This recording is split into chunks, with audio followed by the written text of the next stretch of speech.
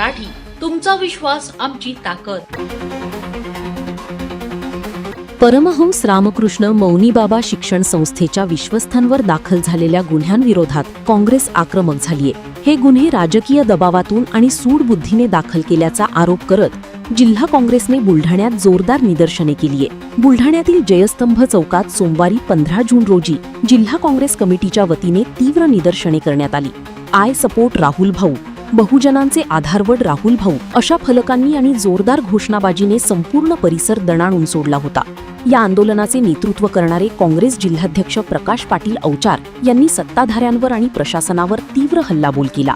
राहुल भाऊ बोंद्रे आणि संस्थेच्या विश्वस्थांना जाणीवपूर्वक बदनाम करण्याचा हा राजकीय डाव आहे. ज्या तक्रारदाराच्या सांगण्यावरून ही कारवाई झाली त्याच्यावर आधीच खंडणीचे गंभीर आरोप आहेत. हे खोटे गुन्हे तातडीने मागे घेतले नाहीत तर संपूर्ण जिल्ह्यात तीव्र जनआंदोलन उभारले जाईल, असा इशारा काँग्रेसचे जिल्हाध्यक्ष प्रकाश पाटील औचार यांनी दिला.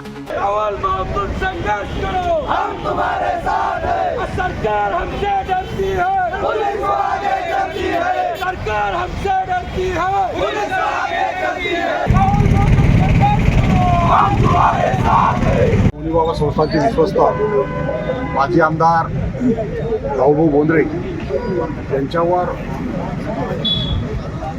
जे खोटे गुन्हे दाखल झालेले आहेत त्याचा निषेध करण्याकरता या ठिकाणी कलेक्टर ऑफिसला आम्ही या ठिकाणी आलेला आहे.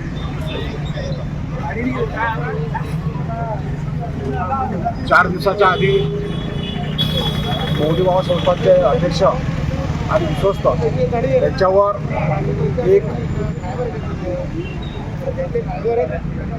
तक्रारदार म्हणजे जो खंडणीखोर आहे त्याच्यावर खंडणीचे ऑलरेडी गुन्हे दाखल झालेले आहेत. अशा तक्रारदारांनी 3 प्रकारच्या तक्रारी दिल्या आणि त्याचे सर्व कागदपत्र हे सारोगाव ग्रामपंचायतला सुद्धा त्याचा दस्तावेज आहे, त्या ठिकाणी याचा तहसीलला पण आहे आणि पंचायत समितीला पण आहे. हे कागदपत्र हजर असताना तिथं रेकॉर्डला असताना सुद्धा त्या ठिकाणी गुन्हे दाखल करण्याची जी घाई त्या ठिकाणी केलेली आहे ती राजकीय दृष्टिकोनातून त्या ठिकाणी झालेली आहे. राजकीय हस्तक्षेप त्याच्यामध्ये आहे. त्याच्यामुळे हे जे गुन्हे आहेत हे गुन्हे खोटे गुन्हे त्याच्यावर जे गुन्हे दाखल झालेले आहेत ते रद्द करण्यात यावे, अन्यथा पूर्ण तालुकाभर पूर्ण जिल्ह्याभर या ठिकाणी एक आंदोलन या ठिकाणी उभारू.